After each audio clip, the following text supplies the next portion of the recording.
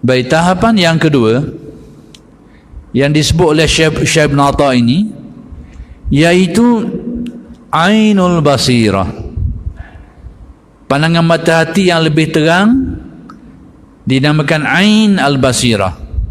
Tadi syu'a, cahaya mata hati, sekarang mata hati itu sendiri, Ain Al-Basirah.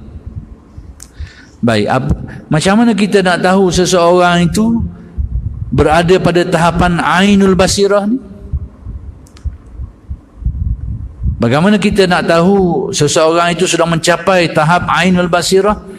Maka terkata Syekh Ibn Atta, tandanya iaitu dia dalam hubungan dengan Allah Ta'ala itu yushhiduka adamaka liwujudihi, iaitu Allah Ta'ala akan memperlihatkan pandangan di dalam mata hati dia itu bahawa dia ini sudah tidak memiliki apa-apa lagi, semata-mata melihat benarnya kewujudan Allah dan sifat-sifat kesempurnaannya. Artinya apa? Yani manusia apabila seseorang tu, bila dia sampai ke tahap Hakul Basirah ni, Ainul Basirah ni, dia rasa diri dia dan sifat-sifat diri dia ni seolah macam tak ada dah, kerana terlalu yakin dengan kewujudan Allah dan sifat-sifat kesempurnaannya. Contohnya guana, bila seseorang itu dikurniakan Allah pada tahapan ini, dia rasa dia sudah tidak memiliki apa-apa daya upaya lagi dah. Kenapa? Kerana terlalu yakin, terlalu tersedar, ada kesedaran dalam hati dia tu, dan ada keyakinan yang tinggi bahawa yang maha kuasa sebenar-benarnya hanyalah Allah saja. Tak ada dah kekuatan atas kekuasaan dirinya. Antara alamatnya akan tercabut dari dalam dirinya itu sifat takabur dan ujub. Cabut. Bangga diri, sombong diri, merasa diri itu, keakuan tu cabut. Tak ada dah. Kenapa? Kerana Allah Ta'ala menzahirkan pada pandangan mata hati dia tu dapat melihat kebenaran Allah Ta'ala lah yang maha kuasa, dia lah maha berkehendak. Dirinya sudah tak ada apa-apa lagi dah. Dirinya seolah macam tak ada dah, sudah tidak ada lagi. Maka itulah keadaan orang yang berada pada tahapan Ainul Basirah, iaitu dia melihat kebenaran Allah. Allah Ta'ala maha wujud, maha kuasa, maha berkehendak. Dirinya tak ada apa-apa lagi dah. Inilah yang disebut dalam tasawuf sebagai fana. Fana ni hilang keakuan diri dia tu pada pandangan keyakinan hati dia tentang keakuan dirinya, tentang sifat-sifat makhluk, sudah sirna, sudah fana dari pandangan mata hati, sehingga dia tidak melihat lagi kudrat pada makhluk ni, sudah tidak melihat lagi kudrat dirinya, semata-mata yakin kekuasaan itu hanyalah semata-mata kekuasaan Allah, kudrat Allah. Ini darjah orang fana. Kita nak faham ilmunya dulu. Jadi orang yang berada pada tahap Ainul Basirah ni, dia dapat melihat kebenaran sifat-sifat Allah Ta'ala tu dalam masa yang sama, menyebabkan pandangan dia terhadap sifat makhluk ni, dia melihat makhluk sudah tidak memiliki apa-apa lagi dah. Kerana melihat benarnya kudrat Allah, merasakan makhluk sudah tidak ada apa-apa lagi.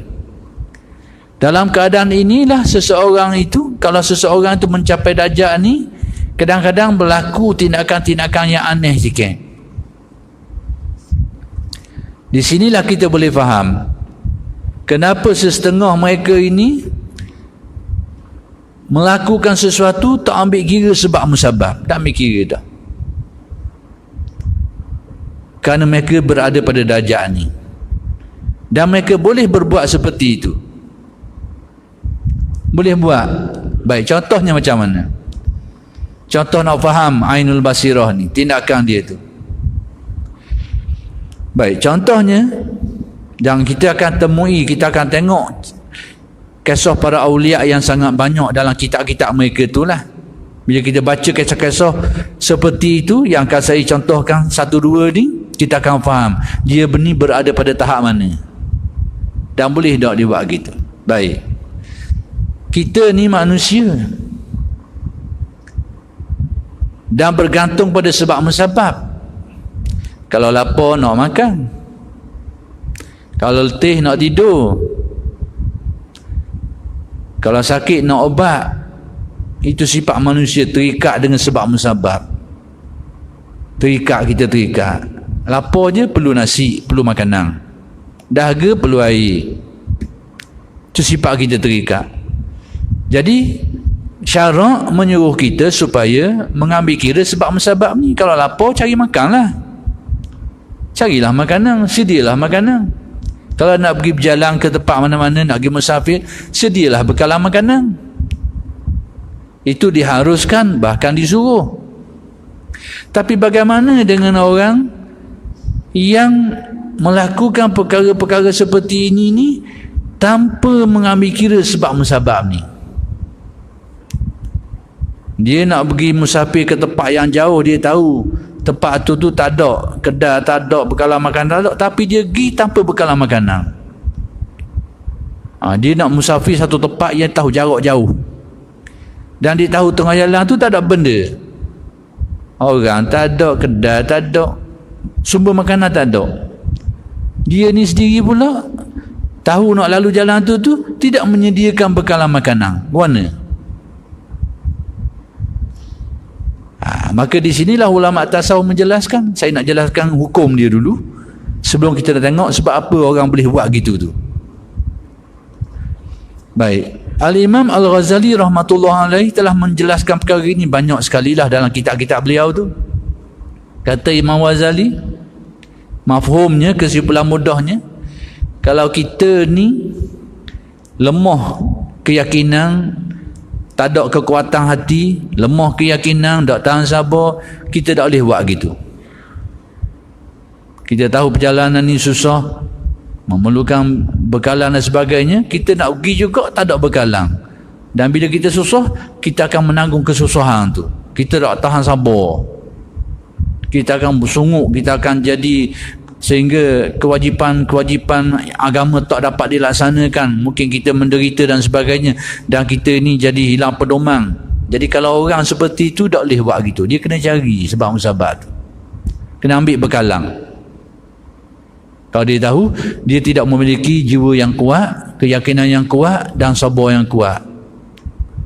Tapi bagi orang yang memiliki kerohanian yang kuat, keyakinan yang teguh dan sabar menghadapi kepayahan ni, dia boleh buat gitu. Sekalipun dia tahu perjalanan ni tak ada bekalan dan dia menempuh perjalanan tu tanpa bekal, dia boleh buat. Baik. Hak yang dikatakan boleh buat itulah sebenarnya antaranya yang disebut sini ni, iaitu orang yang darjat keyakinannya itu ainul basirah, iaitu dia melihat hanya kekuasaan Allah semata-mata, yang lain sudah tidak ada apa-apa lagi dah. Kalau hak pertama tu dah syu'a al-basirah, cahaya mata hati ni, dia meyakini tentang kekuasaan Allah. Dalam masa yang sama, dia masih lagi merasai usaha dirinya tu, kudrat dirinya tu masih dia sabit lagi, masih dia merasai kudrat dirinya, kudrat makhluk. Cuma dia rasa kudrat Allah Ta'ala tu lebih dekat daripada kudrat dia. Maksudnya kekuasaan Allah Ta'ala itu lebih lebih jelas dalam menentukan sesuatu berbanding kudratnya, usahanya tu. Itu orang yang berada pada darjat syu'a al-basirah. Macam kita sekarang, kita yakin kepada kekuasaan Allah, tapi dalam masa yang sama kita rasa kita ni ada kedrat juga untuk melakukan sesuatu. Tapi kita tetap yakin sesuatu tu tak akan berlaku kecuali dengan kudrat dan iradat Allah. Jadi kita rasa kita pun ada kudrat usaha tu untuk melakukan sesuatu. Baik. Pada waktu kita rasa kudrat kita ni lebih berat dalam hati kita dalam mencapai sesuatu perkara ni, kita olehnya hari ni Kita rasa kudrat kita, perasaan kita, bukan keyakinan. Perasaan kita, kita lebih bergantung kepada kudrat kita berbanding kudrat Allah. Dalam keyakinan, kita tetap yakin bahawa semua tu tak akan berlaku kecuali dengan kudrat dan iradat Allah. Tapi yang kita rasa ni, yang memenuhi perasaan kita ni, hati kita ni lebih bergantung kepada kudrat usaha kita ni. Itu maksudnya. Jadi orang yang saya sebutkan tadi tu, itulah orang seperti kita ni, orang awam. Orang awam. Dan tidak batal i'tikadnya, jangan kata batal. Sebab dia tetap yakin tak akan berlaku sesuatu kecuali dengan kudrat dan iradat Allah. Tapi kepercayaan hati dia ni, pautan hati tu banyak bergantung pada usaha dia lagi. Banyak bergantung kepada usaha dirinya. Dalam keadaan dia percaya kepada kudrat dan iradat Allah. Tu kita hari inilah. Dan tidak salah. Contohnya kita tahu, kalau tak makan, matilah. Tak makan, mati. Lapar perut, tak makan, mati kita. Kita tahu yang menghidup dan mematikan itu adalah kekuasaan Allah, ketentuan Allah. Kita percaya tu. Tapi dalam hati perut kita, tak ada nasi, mati aku. Tak ada nasi, mati aku. Hak berat ni, hak berat mari nyakut hati kita tu. Tak ada benda ni berat. tak ada makanan, tak ada nasi, padam. Jadi pautan hati kita tu lebih kuat kepada sebab tu berbanding dengan kekuasaan dan kehendak Allah. Itulah jiwa kita hari ini. Dan jiwa seperti inilah yang dikatakan jiwa yang berada pada maqam asbab. Jiwa yang terikat dengan sebab musabab dan perlu ambil kira sebab musabab tu. Dan tidak salah mengambil kira sebab musabab. Jadi kita hari ini seperti itu. Baik, apa yang disebut oleh Syekh Ibn Atta' pada maqam pertama tu, syu'a' al-basirah ni, cahaya basirah ni lain daripada keadaan kita tadi tu. Keadaan dia guna, iaitu dia pertama sekali dia yakin kepada kekuasaan dan kehendak Allah, bahawa hidup mati kita ni memang atas ketentuan dia dengan kehendak dia. Sama macam kita juga keyakinan. Tapi perasaan dia ni, yang mengisi hati dia ni, kalau tak ada makanan pun tak apa. Tu dia. Tak ada makan apa, tak susah, tak pusing. Tu beza dia. Kita tak ada makanan, pusing, susah hati. Tu beza dia. Jadi itulah, jadi yang beza antara kita dengan mereka ni, pautan hati kita ni lebih kuat kepada sebab musabab. Sehingga bila kita nampak sebab musabab tu tak ada, hati kita gelisah, susah hati, bimbang. Itu kita, orang yang berada pada tahap sebab dan musabab. Tapi i'tikad tidak batal. Kita sama-sama yakin bahawa Allah Ta'ala Maha Kuasa, Maha Berkehendak. Tapi pautan jiwa kita ni dengan sebab tu tinggi, sehingga bila tak ada sebab musabab tu, kita jadi susah hati lalu, pusing. Bagi orang yang berada pada tahapan syu'a'ul basirah ni, basirah dia sudah mendapat cahaya ni, nur ini, pada waktu itu dia tetap yakin seperti kita yakin. Semuanya itu tak akan berlaku kecuali dengan kehendak Allah, dengan kuasaan Allah. Tapi mereka ni, kalau dalam contoh tadi tu, andai kata tak ada makanan, tak ada sumber makanan, dia tak susah hati. Itu beza dia. Sebab apa? Pautan hati dia dengan sebab musabab ni tidak sekuat kita, tidak paut lagi. Maka sebab itu bila tak ada sebab musabab ni pada dia, tidak susah hati. Itu bezanya. Jadi syu'a' al-basirah ni, orang yang berada pada tahapan syu'a' al-basirah ni, dia sama dengan kita, bezanya kekuatan pautan kita dengan sebab musabab itu. Kalau tak ada sebab musabab, kita akan jadi susah hati. Adapun orang yang berada pada tahapan syu'a' al-basirah ni, tak ada sebab musabab, tak apa, tak ada masalah. Baik, contoh lain kalau nampak lebih mudah sikit. Kita masuk ke dalam hutang, senang. Hutang yang kita tahu bahaya, ada binatang, ada ada binatang buah dan sebagainya. Kita tetap keyakinan bahawa yang Maha Kuasa yang berkehendak menentukan seseorang itu sama ada hidup atau mati, mudarat atau tidak, selamat atau tidak, semata-mata Allah. Itu keyakinan setiap Muslim. Tapi kita ni oleh kerana orang awam yang berada pada sebab musabab ni, bila tengok masuk hutang dalam keadaan tak ada benda, senjata tak ada, peralatan tak ada, semata-mata kosong, kebimbangan kita tu tinggi, penuh dengan ketakutan, kebimbangan. Tapi hati tetap ada keyakinan bahawa semuanya itu tak akan berlaku kecuali dengan kudrat dan iradat Allah. Tapi pautan kita ni dengan sebab musabab tu, oleh kerana tak ada benda ni, kita akan jadi cemah, takut, bimbang, berunyuk. Tapi bagi orang yang dikurniakan Allah syu'a' al-basirah, cahaya mata hati ni, bila tak ada sebab musabab, tak ada senjata, tak ada apa-apa, dia masuk hutang, pada dia tak ada kebimbangan tu. Itu beza dia. Itu tanda orang yang berada pada tahap syu'a' al-basirah.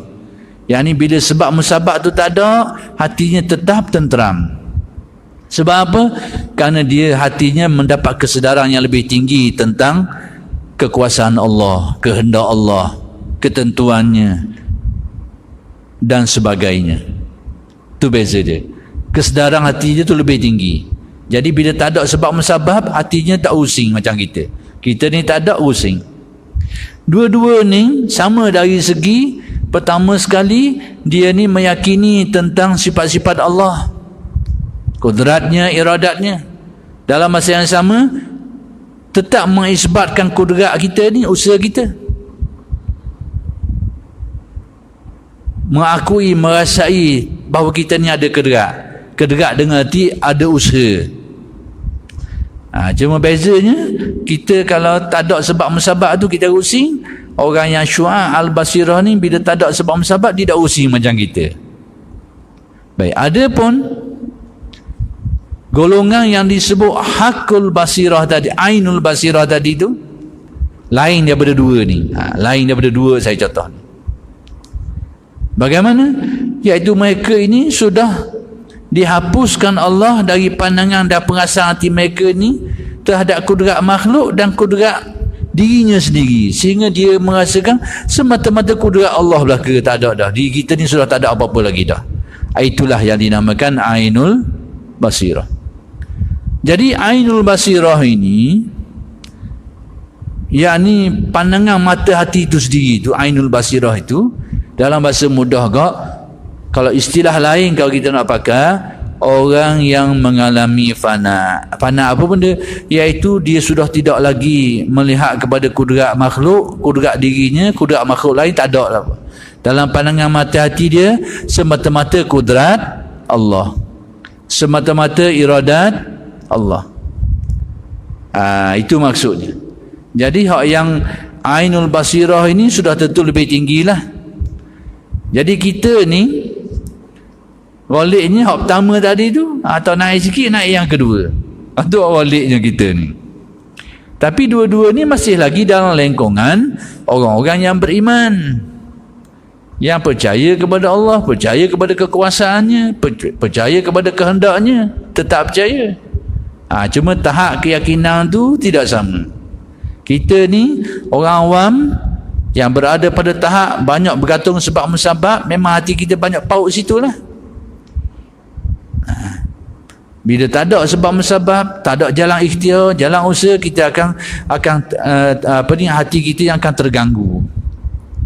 Tapi bagi golongan yang mendapat syu'a'ul basirah, bila sudah tidak dapat melihat lagi sebab musabab ini, tak ada sebab musabab, itu tidak mengganggu hati dia.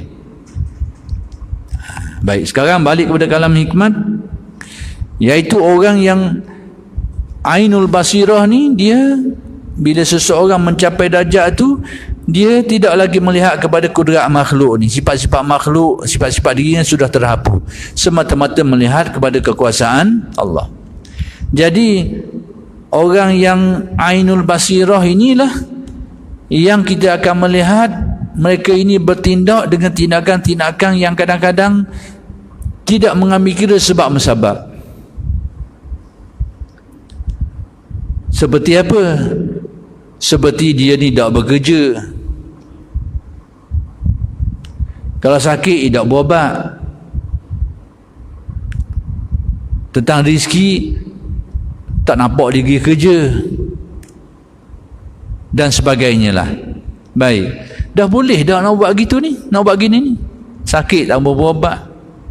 Nak makan minum, yang sepatutnya kena pergi kerja, dia tak pergi kerja. Dia tak cari kerja. Boleh dah nak buat gini? Boleh dah nak buat gitu? Jadi boleh tak boleh ni tengok kepada orang tu. Kalau dia bukan darjah tu, tak boleh buat. Tapi kalau dia berada pada darjah tu, harus pada dia. Harus pada dia. Asalkan tidak melibatkan kewajipan-kewajipan yang lain. Baik, contoh macam ni. Contoh sakit lah. Sakit. Bila sakit, sebab musababnya ni perlu pada obat lah. Penyakit ni untuk rawatan kesembuhan ni, sebab dia adalah obat-obatan. Itulah sebab kepada kesembuhan. Tapi dalam keyakinan kita, tetap kita yakin yang menyembuhkan itu semata-mata kudrat dan iradat Allah. Tapi sebabnya adalah obat-obatan yang kita guna tu. Baik, golongan pertama macam kita ni, yang hati kita banyak bergantung pada sebab musabab ni, bila tak ada obat, sakit tapi tak ada obat, kita usin suduh, susah hati, serabut lah, itulah. Adapun golongan yang syu'a'ul basirah ni, dia pergi cari obat, tapi bila obat tu tak ada, dia tak susah hati. Itu biasa. Adapun ainul basirah ni, kadang-kadang mereka ni tak pergi cari obat, tak pergi cari setarang obat. Jadi boleh tak nak buat begitu? Sekiranya dia berada pada martabat ainul basirah, dia boleh buat begitu. Tapi sekiranya dia tidak seperti itu, maka dia kena pergi berubat. Dan hukum berubat tu berbeza-beza. Ada kalanya harus, ada kalanya sunat, ada kalanya wajib berubat. Kalau dia tak tahan sabar, banyak bersungut, kemudian kalau sakit banyak tergendala, ibadat dia nak buat, wajib dia berubat. Contohnya dia ada sakit orat seluruh badan. Dia ni pula tak tahan sabar. Bila sakit kok tak mayang lalu. Mayang pun tak, puasa pun tak, tengah sakit ni. Jenis pesen gitu. Sabar pun tak. Yang bila sakit kok ibadah-ibadah pun tergendala habis. Orang jenis ni wajib dia kena cari usaha berubat. Tapi bagi orang yang tidak seperti itu, harus je. Sebab itu diriwayatkan daripada Sayyidina Abu Bakar, bila dia sakit, maka orang suruh dia berubat. Dia kata apa? At-tabibu amradani. Aku ni sakit. Bila orang suruh dia pergi cari jumpa doktor lah, berubat, dia kata aku sakit pun kan doktor lah yang menyebabkan aku sakit, kata. Jadi maksud doktor tu bukan doktor yang nak pergi jumpa tu, yang ni Allah Ta'ala maksud dia tu. Jadi aku nak cari obat dia, dialah yang menentukan aku sakit, kata. Yang ni Allah Ta'ala yang menentukan aku sakit, dia juga yang akan menyembuhkan aku.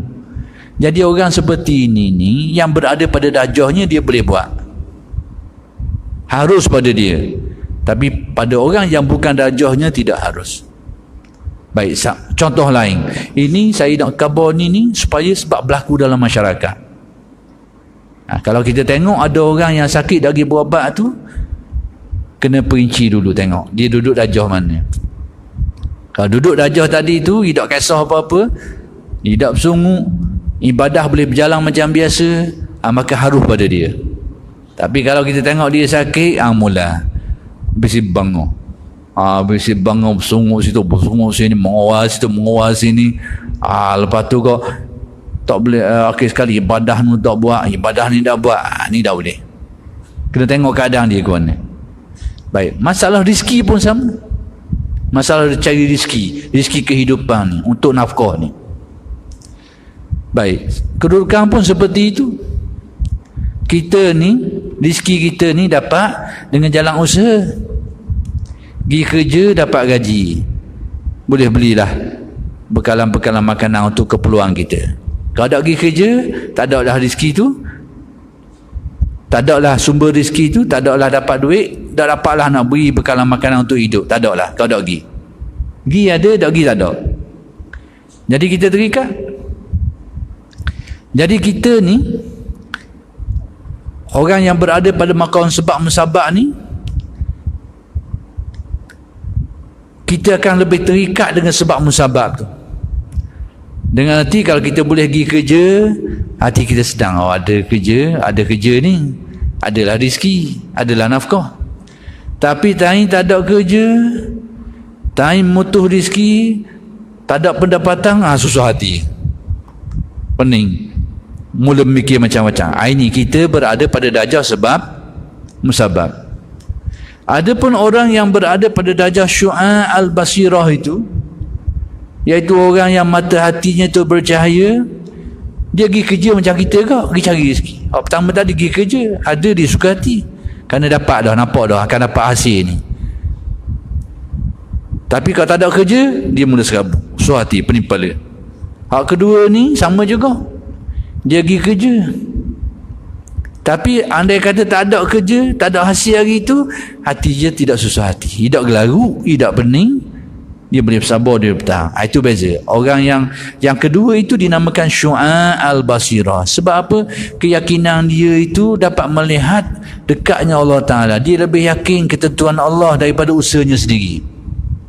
Kita ni lebih yakin, bukan yakin dengan hati ragu terhadap Allah Ta'ala. Yang ni lebih berpaut hati kita terhadap usaha kita berbanding pemberian Allah kita. Tapi keyakinan sama je, tetap yakin bahawa semua itu tak akan berlaku kecuali dengan kudrat dan iradat Allah. Cuma kita, hati kita ni kuat pautan dengan sebab musabab tu, sehingga kalau tak ada sebab musabab tu, kita ni akan jadi susah hati kerana pautan kita lebih kuat. Adapun syu'a al-basirah, dia beza dengan kita, dia melihat kekuasaan Allah Ta'ala itu lebih dekat berbanding dengan usahanya sendiri. Sebab tu kalau sebab musabab tu tak ada, usaha tu tak ada, dia tak gelisah. Pergi cari kerja tak ada, dia tidak, hatinya tidak menggelabu, hatinya tidak gelisah. Sebab apa? Dia melihat bahawa ketentuan Allah Ta'ala tu lebih dekat berbanding usahanya tu. Mungkin dia akan dapat kod lain pula lagi dan sebagainya. Kita bila dah dapat sumber tu, penipal dia lalu dah, padang dah, macam-macam. Itu beza dia. Jadi ada pun seseorang yang berada pada ainul basirah ni, kadang-kadang dia tak pergi cari. Dia tak cari sekarang. Dah boleh tak dia buat gitu? Boleh, sekiranya dia berada pada maqam tu. Tapi sekiranya dia tidak berada pada maqam tu, rezeki dia ni, dia perlukan rezeki, kerja tak ampuh. Tapi bila tak ada rezeki, duk nyusah ke orang. Duk bersimbang, duk nyusah ke orang, duk beban ke orang, menimbulkan masalah kepada orang lain. Ni tak boleh buat gitu. Sebab tu kadang-kadang ada di kalangan orang kita ni, kadang-kadang bukan tunjuklah, ada di antara setengah ahli masyarakat kita ni, watak dia ni macam watak Tok Wali lah. Kerja pun tak, konon-konon rezeki ni mari. Tapi time mutuh rezeki kau sikit, tak ada sikit kau, mengawal bukan main sekarang. Mengawal sini, penipal susah, itu menyusah, tepung kau tu, tepung kau ni. Tapi masa tanya lain tu macam Tok Wali lah. Macam Tok Wali. Ini pattern kita. Jadi sebenarnya itu sikap yang salah. Saya nak khabar sikap yang salah. Bahawa orang yang berada pada darjah ni ainul basirah ni, sekalipun dia tak berusaha, kalau dia tak dapat rezeki pun, dia tak jadi susah hati pada dia. Dia tidak akan membebankan orang, dan dia pun tak susah hati. Dia kuat keyakinan, ibadah dia terlaksana dengan baik, perjalanan hidup dia boleh berjalan dengan macam biasa, dan dia tak menyusahkan orang. Tapi hak darjah pertama hak saya khabar tadi tu, hak ni bila setuk je, dia mula gelabah, dia mula susah hati, dia akan menyusahkan orang, dia akan membebankan orang dan sebagainya. Jadi supaya kita fahamlah. Jadi kalau kita tengok fenomena ni berlaku dalam masyarakat, pertama sekali jangan cepat sangatlah kita tuduh. Mu ni kerja pun tak ampuh. Jangan cepat duduk. Kita tak tahu. Kalau dia boleh jadi berada pada darjah ni. Kena tengok ehwal dia dululah. Baik. Jadi saya nak terangkan sikit lagi orang yang berada pada kedudukan yang ainul basirah ni. Iaitu dia tak melihat lagi kudrat dirinya sebab dan juga kudrat makhluk ni, sebab musabab dia tak nampak. Dia nampak semata-mata Allah Ta'ala lah yang menentukan, atas dia belakalah. Pada pandangan mata hati dia ni, makhluk ni sudah tak ada benda dah. Kudrat iradat makhluk ni tak ada apa-apa lagi dah. Inilah yang dikatakan orang yang berada pada darjah fana. Baik, cuma saya nak beritahu rahsia orang yang duduk darjah ni. Kalau dia ni betul-betul duduk darjah ni, pertama sekali dari segi hukum saya beritahu tadi tu, maka orang yang berada pada darjah ainul basirah ni, orang yang mendapat hakikat mata hati ni, yang memiliki keyakinan yang bulat terhadap Allah, sehingga dia sudah tidak pandang lagi kepada makhluk, kepada dirinya, kepada makhluk yang lain. Orang jenis ni pada dia harus saja untuk mencari sebab musabab. Maksudnya kalau dia tak cari sebab musabab pun tak apa. Kalau dia sakit, dia tak pergi berubat. Kalau dia perlukan makan minum nafkah, dia tak pergi kerja. Tak apa pada dia. Pada golongan yang saya sebut ainul basirah tadi itu. Harus pada dia untuk buat seperti itu. Cuma saya nak beritahu sedikit rahsia orang yang duduk darjah tu. Rahsia dia apa benda? Orang yang duduk darjah ni dia ini akan dirizkikan oleh Allah Ta'ala. Keperluan hidup dia akan dipenuhi oleh Allah Ta'ala dengan cara-cara yang tak ikut undang-undang sebab musabab. Tu dia. Dia selalunya, ghalibnya akan dipenuhi keperluan dia tu, seperti keperluan rizkinya, keperluan sakit demam dia tu dan sebagainya, akan dipenuhi keperluan tu, tak ikut jalan musabab-musabab. Sebab itu kata ulama tasawuf, seseorang itu akan dilayang oleh Allah menurut keyakinannya terhadap Allah. Kalau kita ni berada pada darjah sebab musabab, maka layanan Allah terhadap kita ni, urusan hidup kita ni akan sampai kepada kita, hajat kita ni akan dipenuhi dengan kaedah yang berkait dengan sebab musabab. Tapi bila seseorang itu berada pada satu kedudukan yang mana dia tidak berpaut pada sebab musabab, maka keperluan dia ini akan dipenuhi oleh Allah, tak ikut jalan sebab musabab. Dan inilah rahsia hadis Nabi SAW, iaitu Nabi menjelaskan bahawa di dalam hadis kursi Allah Ta'ala berfirman, ana inda zanni abdi bi. Aku, kata Allah, adalah menurut tahap keyakinan hamba-Ku terhadapku. Dengan arti, kalau kita ni, hati kita ni banyak berpaut dengan sebab musabab, maka keperluan hidup kita, rezeki kita dan sebagainya akan dapat dengan jalan sebab musabab. Maksudnya kita akan dapat rezeki dengan jalan pergi kerja, berusaha, meniaga dan sebagainya.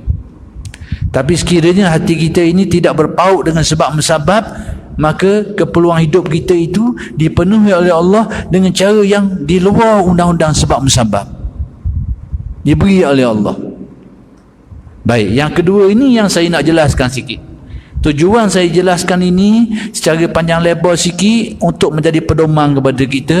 Pertama sekali untuk diri kita juga. Yang kedua supaya kita tidak mudah tuduh orang yang kita tengok seolah-olahnya bercanggah dengan pedoman zahirnya. Itu tujuan saya nak khabar benda ni. Nanti saya akan sebut kisah-kisahnya. Supaya kita ni tidak salah menghukum. Baik.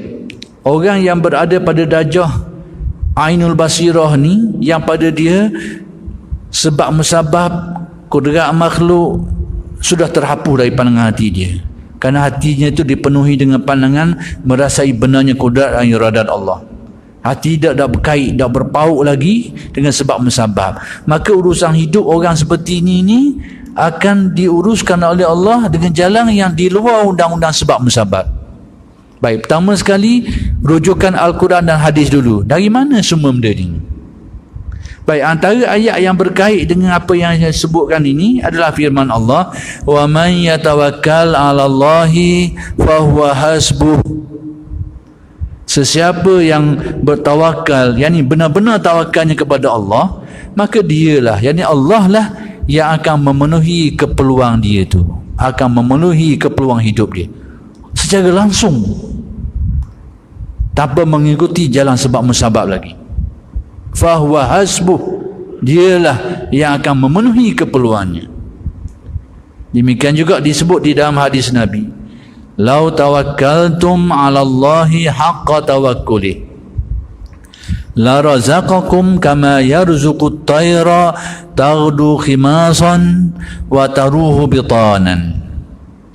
Sekiranya kamu bertawakal kepada Allah dengan sebenar-benar tawakal, sebenar-benar tawakal, Allah Ta'ala akan memberi rizki kepada kamu sebagaimana Allah Ta'ala memberi rizki kepada burung-burung, iaitu keluar pada waktu pagi kepeh perut, balik buting, penuh perut, kenyang. Dengan erti rizki yang dia dapat itu tu jauh daripada ikhtiar dan usaha dia.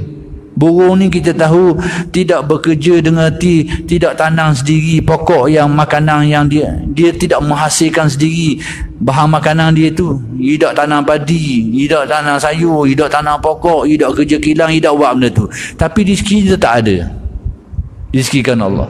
Maka demikianlah Nabi menjelaskan kedudukan orang yang haqqa tawakkuli, yang bertawakal kepada Allah dengan hakikat tawakal yang sebenar, yakni pasrah yang bulat, yang hatinya tak pandang lagi kepada makhluk. Maka seperti itulah rezeki dia akan dapat di luar undang-undang sebab musabab. Jadi manusia dapat rezeki ni, manusia dapat memenuhi keperluan hidup dia ni dengan cara yang bermacam-macam menurut kadar tahap keyakinan dia tu. Yang kuat berpaut pada sebab musabab, rezekinya mari ikut sebab musabab lah. Yang terlepas daripada kaitan sebab musabab, rezekinya mari cara luar biasa. Dua-dua ni ada cara belaka, ada dalil belaka. Jadi nak beritahu adanya bahawa sandaran kepada golongan yang akan saya sebut kisah dia nanti ni, supaya tidak berlaku salah tanggapan, salah fahaman dan tuduhan yang bukan-bukan kepada ahli tasawuf. Itu tujuan saya khabar ni. Jadi sandarannya Al-Quran dan hadis seperti itu. Mereka ni direzekikan. Baik, sandaran yang lain, contoh yang lebih mudah untuk kita faham, dan selalu saya sebutlah, tapi boleh kita ulang untuk menjadi pedoman. Maryam yang disebut namanya di dalam Al-Quran itu, kalau kita perhatikan berkait dengan aspek rezekinya itu, ada dua keadaan dia dapat rezeki. Pertama, pada waktu dia ni fokus kepada ibadah, menumpukan sepenuh perhatian kepada ibadah di mihrab yang dinazarkan untuknya, disediakan untuk dia ni. Dia duduk di mihrab, dikunci dari luar, duduk dalam, menumpukan sepenuh perhatian kepada ibadah kepada Tuhan, kepada Allah. Apabila Nabi Allah Zakaria mari buka pintu masuk dalam, tengok ada rezeki, ada buah-buahan, yang mana rezeki ni tak tahu mari mana. Bukan saja tak tahu dari mana, rezeki tu pula orang yang duduk di luar pun tak dapat rezeki macam tu. Yang ni buah-buah yang dikurniakan kepada dia ni di luar musim. Bukan saja tak tahu mari mana, bahkan hak ada tu di luar pun tak ada rezeki tu. Sehingga Nabi Allah Zakaria bertanya, anna laki hadha, mari mana rezeki ni? Mari mana? Maryam menjawab, qalat huwa min indillah. Rezeki ni mari terus, langsung, terus datang daripada Allah Subhanahu Wa Taala. Itu cara Allah Taala beri rezeki ke dia dalam keadaan gitu. Tapi dalam dalam situasi yang kedua, dalam keadaan yang kedua, Maryam ini diduga oleh Allah dengan mengandung anak Nabi Isa, mengandung Nabi Isa tanpa bapa, dan itu mengundang fitnah yang besar. Dia goncang sikit hati dia tu, goncang, kebimbangan, sehingga dia mengharapkan alangkah baiknya kalau aku ni mati dulu, sehingga aku ni orang dah ingat dah, lupa bercerita aku. Dia pun bawa diri lagi ke tempat yang jauh, makanan qasiyah ni, tempat yang jauh daripada orang, dan melahirkan anak. Baik, pada waktu itu bagaimana rezekinya?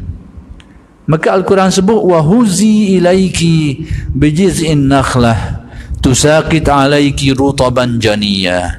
Goncangkan, ogeh pokok kurma tu, ogeh batang kurma tu, nescaya dia akan menjatuhkan buah-buah yang ranum, akan menjadi rezeki kepada Maryam. Jadi kena usaha, kena ogeh pokok tu. Sebelum tu tak gitu. Qalat huwa min indillah, mari terus langsung daripada Allah. Jadi demikianlah bahawa rezeki golongan yang saya nak sebutkan ini, Ainul Basirah ni, orang yang hatinya itu sudah terhapuh pandang kepada sebab musabab, terhapuh pandang kepada kudrat dirinya, kudrat makhluk, usaha dirinya, usaha makhluk sudah tidak terpandang lagi, hanya semata-mata merasai dan menyedari tentang kekuasaan Allah, kehendak Allah dan sebagainya. Maka orang seperti inilah jalan rezeki yang didapat tu lain, berbeza-beza, lain daripada yang kita dapat. Baik, maka di sinilah kalau kita baca kisah para aulia, kalau kita tengok kisah para wali, kita akan tengok fenomena-fenomena seperti ini berlaku pada mereka itu. Contohnya macam mana? Contohnya fenomena ni, di antara mereka ini ada yang bermusafir daripada Iraq, Baghdad, Basrah, pergi ke Mekah jauh renak tu, tak bawa bekal apa satu, tak bawa bekalan apa. Jadi kalau kita ni tak faham ilmu ni, kita akan kata mu ni tindakan salah lah. Syarak ni suruh mu cari jalan berusaha, mu tak berusaha, mu langgar syarak. Kita akan kata dia. Padahal kita tak tahu kedudukannya macam mana. Lalu kita akan menghukum dia ni melanggar aturan syarak. Ada di antara mereka itu yang jatuh sakit tapi tak berubat. Kita ni buat hukuman ni tak ikut panduan syarak lah ni. Patutnya kita ni sakit, syarak suruh kita berubat lah supaya sehat. Ni langgar pedoman syarak. Padahal kita tahu keadaan dia. Baik, saya nak beri contoh. Imran ibn Husain, antara sahabat Nabi. Imran bin Husain ni, dia ditakdirkan akhir-akhir hayat dia sakit buasi. Itulah yang menjadi sebab kepada kematian dia. Dan dia bila kena penyakit ni, dia tak pergi berubat sekarang. Jangan salah faham, tasawuf ajar kita jangan tak pergi berubat. Jangan baca kot tu. Saya terang ni supaya kita faham situasi. Itu tujuan. Bukan ajar tuan-tuan supaya kalau nak dapat rezeki jangan pergi kerja, kalau sakit jangan berubat. Bukan ajar orang tu. Cuma nak khabar, nak baca apa yang berlaku tu betul ke salah, boleh ke tak. Tu je nak khabar, supaya kita tidak buruk sangka kepada para sahabat Nabi, kepada awliya dan salihin. Itu tujuan saya cerita ni. Maka Imran bin Husain ini, dia sakit buasi itu. Jadi dia tak pergi berubat. Dan dia dibayangkan ada malaikat datang hari-hari, ada malaikat datang beri salam ke dia. Dia diziarahi oleh malaikat. Ini disebut dalam kitab, disebut dalam asar. Bukan ikat-ikat ni. Malaikat datang ziarahi dia dan memberi salam kepada dia. Sampai bila? Satu ketika dia berubat dengan satu kaedah perubatan yang perubatan tu kurang baik sikit. Dia berubat, lepas daripada itu malaikat dah mari. Baik, persoalan besar yang saya nak kabarnya, pada peringkat awal ni dia sakit, dia tak pergi berubat. Tindakan dia tu harus pada dia, sebab dia tak bersungguh, dia tak menyusahkan orang. Ibadat dia boleh buat macam biasa dan dia ada keyakinan yang kuat, maka pada dia harus untuk berubat atau tidak. Dia boleh buat gitu. Nak kabarnya tu. Jadi jangan kita salah faham, ni langgar kaedah syarak ni. Maksudnya boleh orang nak buat macam tu. Nak pergi berubat boleh je, tak ada masalah. Cuma kalau orang tak pergi boleh tak? Boleh pada orang macam tu. Orang macam itu boleh. Kemudian aspek malaikat tu saya tak mau jelas sinilah, isu tu nanti panjang cerita. Malaikat, ada orang jumpa malaikat, itu cerita lain kali pula. Bila timbul masalah lain kita akan bincang isu malaikat, jumpa malaikat ni boleh ke tak. Hari ni banyak ingkar. Ada orang ingkar tanpa sedar, akhir sekali banyak perkara-perkara ghaibiyat yang menjadi dasar iman kita mula direla sedikit demi sedikit hari ini. Nanti bila sampai pasal yang berkaitan tu saya akan jelaskan. Nak beri contoh lain pula. Ada di antara mereka ni, saya dah lupa nama di kalangan Salihin ini, daripada daerah kawasan-kawasan sekitar Baghdad ni, Basrah dan sebagainya, pergi ke Mekah dah buat bekas sikit. Banyak kisah-kisah ni di dalam kitab-kitab kitab-kitab tabaqat, kitab-kitab menceritakan tentang kisah para awliya, para wali. Dah ia buat tu kan? Yang kita tahu nak cari bekal ni itu tidak bercanggah dengan syarak. Syarak suruh kita cari bekal lah. Sedangkan dia ni keluar musafir tempat jauh pula tu, perjalanan bahaya lagi, tak ada bawa bekal apa satu. Jadi harus pada dia. Pada orang yang cukup syarat, dia boleh buat begitu. Nak kabarnya boleh pada orang yang cukup syarat. Tapi orang yang semacam ini, seperti yang saya katakan tadi, keperluan hidup dia itu dipenuhi juga. Sekalipun dia tak cari bekalang, dia tetap insya-Allah dipenuhi keperluan hidup dia itu dengan cara dia. Tanpa didugalah, secara yang luar biasa pada orang yang berada pada tahapan itu.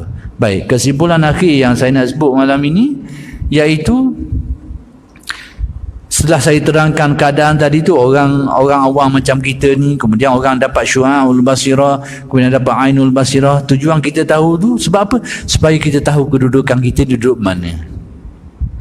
Bila kita tahu duduk mana, kita kena buatlah apa yang sesuai dengan kedudukan kita. Kalau kita ni hati kita banyak berpaut pada sebab musabab, untuk memenuhi keperluan hidup kita, kena ogehlah sebab musabab tu, kena pergi carilah sebab musabab tu.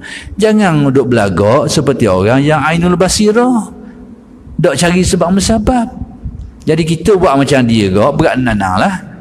Boleh nyor lah kita ni kalau buat macam tu. Konon-konon kita ni hati perut katung lah, lapar sikit dotik lah tu tubuh.